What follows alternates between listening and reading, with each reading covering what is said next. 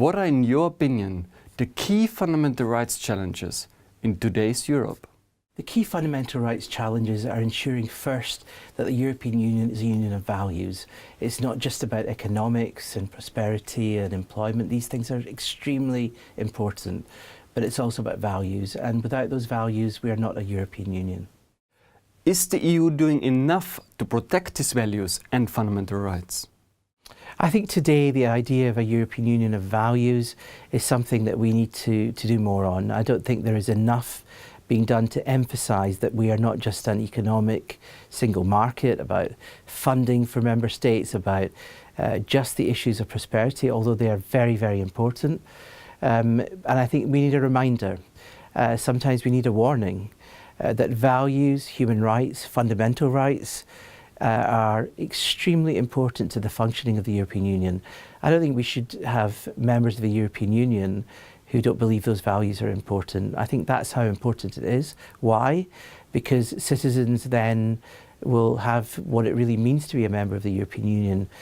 Liberal democracies with a premium on human rights. It's only when those human rights are lost that we know what we have lost. Could you give us some examples for the cooperation between the Fundamental Rights Agency and your committee in the Parliament?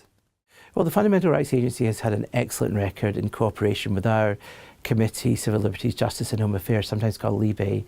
And this has been an extraordinary partnership. You look at anti-discrimination legislation across the European Union, promoting equality of opportunity. Here, the Fundamental Rights Agency has been instrumental in providing the narrative, the analysis, the information. When we have had some dark days of discrimination against the Roma, race attacks, it was the Fundamental Rights Agency who provided the information to tell the story.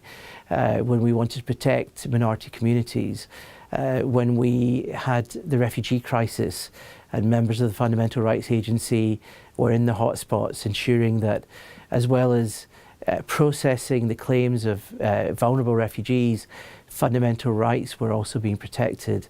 It was members of this agency, together with our committee, that were understanding what the role was. So here is a partnership which is involved in very vulnerable people and very sensitive issues, but it's a very strong partnership. How do you think will the EU and the UK cooperate on fundamental rights issues after the Brexit? I think it's a great pity that we have had Brexit from a fundamental rights perspective, because you are going to have a vulnerability on issues of whether the UK will truly follow the very upward path on equality of opportunity, the letter and the spirit of the European Convention on Human Rights and fundamental rights. My hope is that it will stay within that broader family. And I think that for the Fundamental Rights Agency, I hope that there will be some kind of status for the UK in the future, mainly because fundamental rights for Europe should be not just there for the European Union, which of course is the core issue, but for perhaps other countries who want to be observers at least, and to add to what is really the most important thing, which is EU membership and EU values. You should be a member of the club, really. So that's why I don't like Brexit. I think for the UK to be a member of the EU is also about the values of the EU. And I think we're going to miss that. But now that we have Brexit, I think it would be good to have a relationship with the Fundamental Rights Agency. I think that would be good for Britain, and I'm sure that's something the Fundamental Rights Agency might want to look at.